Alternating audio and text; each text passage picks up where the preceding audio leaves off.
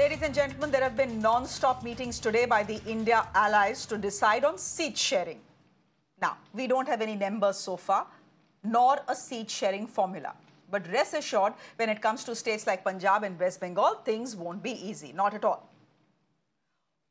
What is also not making it easy for India allies is the love the ED and the CBI are showing them this election year. Today, a 20-year-old scam is back to haunt Bihar's first family. Lalu Prasad Yadav is out of jail in the fodder scam, but the land for job scam is threatening to send him right back. After the CBI, today the ED, that's the Enforcement Directorate, filed its first charge sheet in the scam that dates back to the time when Lalu Prasad Yadav was India's much-acclaimed railway minister. The scam essentially was that Lalu Prasad Yadav and his family and his associates took land from people in exchange for railway jobs at heavily discounted prices. In one case, a piece of land purchased for some 7.5 lakh rupees by the family and its associates was later on sold for 3 crores plus. That's a scam. Today, the ED in its charge sheet has named Lalu Prasad Yadav's wife and daughters. So, ex-Bihar Chief Minister Rabri Devi has been named in the charge sheet. Her MP daughter Meesa Bharati has been named, and so has another daughter of Lalu Prasad Yadav and Rabri Yadav, Hema Yadav, all finding a mention in the 4,751-page charge sheet. A total of 17 people have been named in this charge sheet as accused, including Lalu Prasad Yadav and his son, current Bihar Deputy Chief Minister Tejasvi Yadav. Now, the investigative agency has issued summons to Tejasvi Yadav and Lalu Prasad Yadav several times in this case, but they haven't deposed, citing political vendetta. Listen in.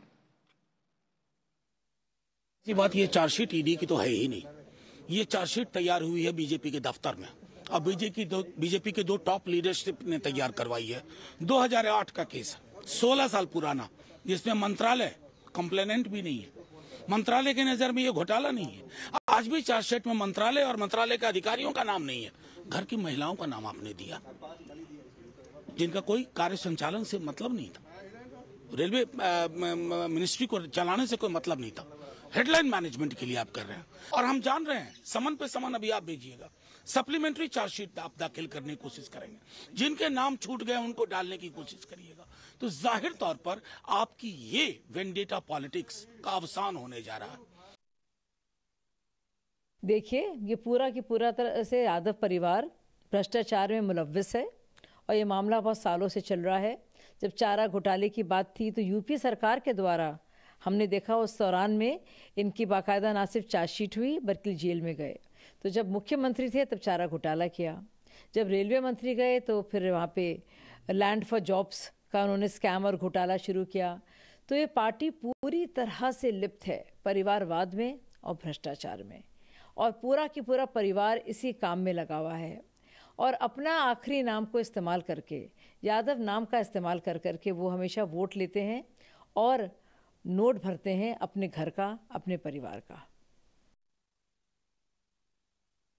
A quick chat with my guest this evening, Nikhil Anand, leader of the Bihar BJP, joining us on the broadcast. Abdul Basit is leader of the RJD with us as well, and Akush Srivastav is a senior journalist joining us.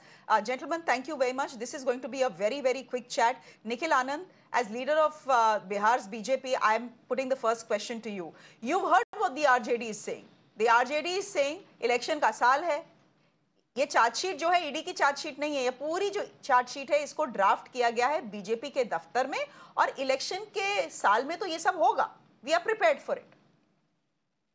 Shreya, first I would like to ask RJD people, even Manoj Jha, that how come this scam was unearthed?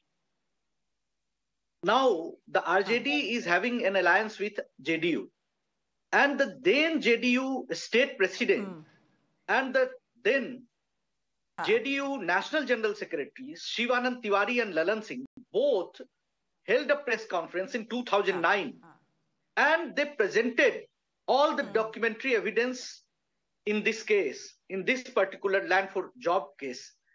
And now CBI took the case.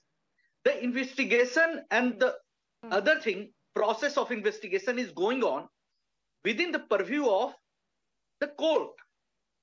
If anything has to be said on behalf of RJD or the accused family, they should go to the court, but rather accusing. And since 2009, this investigation is on. But 2009 to 2014, who was in the government? It was the Congress government. All the process of investigation is started then. Now BJP has come to power. Then the ongoing process of investigation is continue. But this is particularly a hue and cry just to play the politics against BJP. It suits their appeasement politics, Muslim appeasement politics, vendetta politics. So that is why. And even in this Fodder scam case, you've made your point. I think you've made a very good point. And I was hoping that you'd make this point. Abdul Basit, बताइए, फंस गए अब तो आप? हर बार तो नहीं चलेगा ना वेंडेटा पॉलिटिक्स, हमारे हाथ साफ हैं, ये तो सबको जेल भेजने की कोशिश कर रहे हैं, इलेक्शन का साल है, रेट पे रेट तो होगा, हर बार नहीं चलेगा. Abdul Basit, the fact is that the BJP spokesperson here has just put out facts. मैं आपको स्पष्ट कर दूं कि देखिए, आज से 10 साल पहले निर्णय हो गया था, जब 2014 में हमने कमांड सौंपी थी नरेंद्र मोदी को देश की, उस टाइम ये निर्णय हो गया था कि ये लोग नीचता की इतनी हद पार करेंगे कि इन्हें नीचता के अलावा पूरी, अब ये बिल्कुल मैनिपुलेट है, बीजेपी के द्वारा संगठित सारी बातें हो रही हैं. ये बात हमें 10 साल पहले से पता थी कि ये सब देश में होना है.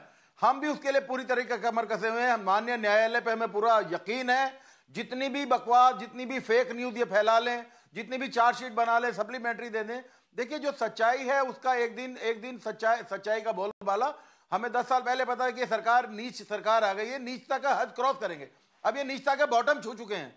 नीचता का बॉटम छूने का मतलब है देश के बहुत माननीय, बहुत ही प्रफुल्ल, जो इनके एंटी सबसे ज्यादा शेर की तरह खड़ा हो, उसका नाम लालू यादव है. तो लालू यादव को नीचे गिराने का मतलब ये इस बात से सोच रहे हैं कि शायद इनको गिरा के हमें दोबारा सत्ता में, मगर अब इनका सब इस तरह का प्रकार भंग हो चुका है. 2024 में धराशायी होने जा रहे हैं.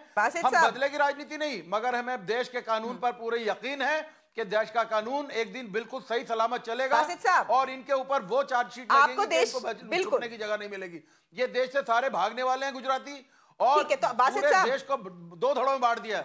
गुजरात के, महाराष्ट्र के, राजस्थान के और इधर के जितने भी लीडर हैं वो सब पाक साफ है. उत्तर प्रदेश के, बिहार के, बंगाल के और स्टालिन, और इधर आप जितने भी समझ लीजिए, उड़ीसा के, कश्मीर के सारे नेता भ्रष्ट हैं. इनकी नजरों में ये आप जो बोल रहे हैं वो इसका बहुत जल्दी ने जवाब मिल जाएगा. और ऐसा जवाब मिलेगा कि याद करेंगे, हाँ वाकई में कोई दुनिया में बीजेपी थी. वो जवाब तो हम देख लेंगे, आ जाएगा वो जवाब 3 महीने में. अरे आप बासित साहब सुन लीजिए भैया, ऑल इंडिया रेडियो नहीं है, आप सुन लीजिए मेरी बात. अब आप मुझे एक बात बताइए, अभी आपने कहा आपको देश की न्यायालय पे पूरा भरोसा है, राइट? उसी देश के न्यायालय ने जिस इंसान को आप शेर बोल रहे हैं जेल भेजा था, है ना, चारा घोटाले में, ठीक है?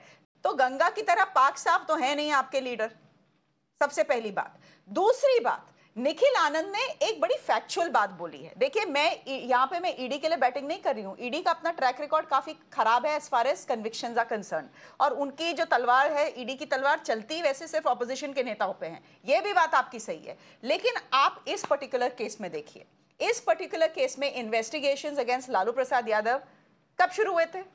2009 में. 2009 से 2014 में अगर वो इतने साफ थे तो उनको अभी तक क्लीन चिट मिल गई होती, नहीं मिली ना.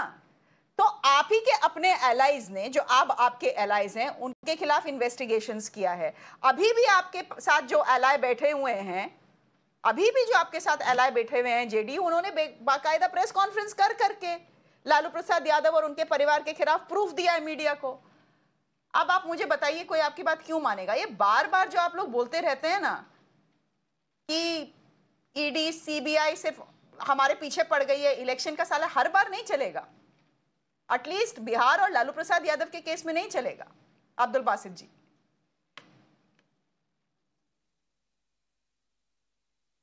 अच्छा, I think we have very conveniently lost the line to Abdul Basit. Let's see if we can connect with him. Aakush Srivastava, किस तरह से देख रहे हैं आप ईडी की चार्जशीट को? देखिए, ऐसा तो है नहीं कि सीबीआई इसको इन्वेस्टिगेट नहीं कर रही है। सीबीआई ने भी एक चार्जशीट फाइल कर दी है, ईडी ने भी अब चार्जशीट फाइल कर दी है, लेकिन हाँ ये बात है कि इस बार जो है पूरा परिवार चपेटे में है। पहले तो बेटा ही चपेटे में था, लेकिन अब बेटियां भी चपेटे में आ गई हैं और उनकी वाइफ भी हैं ईडी की इस चार्जशीट में मेंशन। किस तरह आप देख रहे हैं पॉलिटिकली, क्या ये इम्पैक्ट करेगा लालू प्रसाद यादव और उनकी परिवार को आने वाले इलेक्शन में? आपको ऐसा लगता है क्या, या करप्शन का कोई मायने नहीं रहा बिहार में, सब चलता है, हैशटैग सब चलता है? श्रेया, आपका जो आखिरी सेंटेंस है वो काफी रोचक है कि क्या इस परिवार के लिए या उस वर्ग के लिए जहां का वोट बैंक है उसके लिए कितना मायने रखता है। तो जब एक अस्मिता के प्रति कोई परिवार हो जाए और एक वर्ग के लिए उस तरीके के अस्मिता का प्रतीक हो जाए तो बहुत कम उम्मीदें होती हैं। ये मामला कोई आज का तो है नहीं, 20 साल पुराना मामला है और 20 साल में न जाने कितनी गंगा में कितनी बार पुल वहां टूट चुके हैं, बन चुके हैं, बर्बाद हो चुके हैं और उसमें न जाने क्या क्या हो चुका है पुलों को लेकर। ये तो नौकरियों का मामला, और पुल के पार जो नौकरियां थी छपरा में, जहां पर ये हुआ, पटना से छपरा के जाते समय बीच में, तो वहां तो ये चर्चाएं गांव में लेकर के बहुत आम रही है। और उसके बाद बचा खुचा सुशील मोदी नाम के जो सज्जन है, जो पहले जेडीयू के साथ अच्छे तरीके से रहते थे और अब क्योंकि उनसे संबंध नहीं है वहां पर और भी ज्यादा वो साफ स्थिति हो गई है, तो वो उन्होंने जितने सबूत दिए जो बाद में और फिर एजेंसी ने सबूत दिए, उसमें कहीं कोई ये शक नहीं रह जाता कि इसमें लालू यादव परिवार इंडल्ज नहीं है। This is very much clear. लेकिन उसके बाद की जो स्थितियां हैं वो अलग खतरनाक हैं। ईडी का सिर्फ आप ये जरूर कह सकते हैं, जो हमारे बाकी पैनलिस्ट बैठे हुए हैं वो ये कह सकते हैं कि इस समय को लेकर के जरूर हो सकता है कि इस समय लालू यादव पे क्या किया गया है या उनकी बेटियों पे क्या किया गया। तो असल में ये जमीनें जो हैं इनकी बेटियों के नाम पर, बेटे के नाम पर आई हुई है, पत्नी के नाम पर आई हुई है, तो इसलिए वो इन्वॉल्व है और ये सबूत में है। तो अब अगर आप जवाब नहीं देंगे, बात नहीं कहेंगे, अपनी बात नहीं बताएंगे तो फंसना तय है। लेकिन इसका वोट बैंक पे कितना असर होगा ये बहुत लाख टके का सवाल है। और मुझे लगता है जो यादव वोट बैंक है, जो लालू यादव का वोट बैंक है, यादव वोट बैंक नहीं, लालू यादव का वोट बैंक है, उसको इन सब चीजों से बहुत फर्क नहीं पड़ता। ये वैसा ही है जैसे उत्तर प्रदेश में बहन जी के साथ होता है। बहन जी को कोई भ्रष्टाचार को लेकर के कहे, उनके टिकट में पैसे लेने को लेके कहे, इसको कोई बहुत अजीबोगरीब तरीके से नहीं देखता। वो कई बार तो बहन जी के मामले में कहा जाता है कि वो अरे वो भी ले सकती हैं तो अच्छी बात है, जब सब ले रहे हैं तो वो भी उसी तरीके से अगर नौकरी के लिए पैसे लिए गए हैं, वो किसी ने दिए हैं तो ठीक है, वो अब इस स्वीकारोक्ति पर। ये बहुत दुखद स्थिति है और बिहार में ये निश्चित रूप से बहुत दुखद स्थिति है उनको, क्योंकि उसका वोट बैंक इस बात को स्वीकारने के लिए तैयार नहीं कि ये यादव के खिलाफ में एक अभियान चलाया जा रहा और वो भी बीजेपी चला रही है। तो इसलिए ईडी का जो काम है, तकनीकी काम है, वो होता रहेगा, बट मुझे नहीं लगता कि उससे उनका कोई वोट बैंक बहुत प्रभावित होने जा रहा है। चलिए, आकुश श्रीवास्तव, हमसे जुड़ने के लिए बहुत बहुत धन्यवाद। Thank you very much for putting the story in perspective for us. Abdul Basit, we lost a connection with you, but thank you any case for joining us. And Nikhil Anand, good to have you on the show. Thank you very much. This was a very short chat. I wish we could continue it a bit more, but this was a short chat. Thank you so much.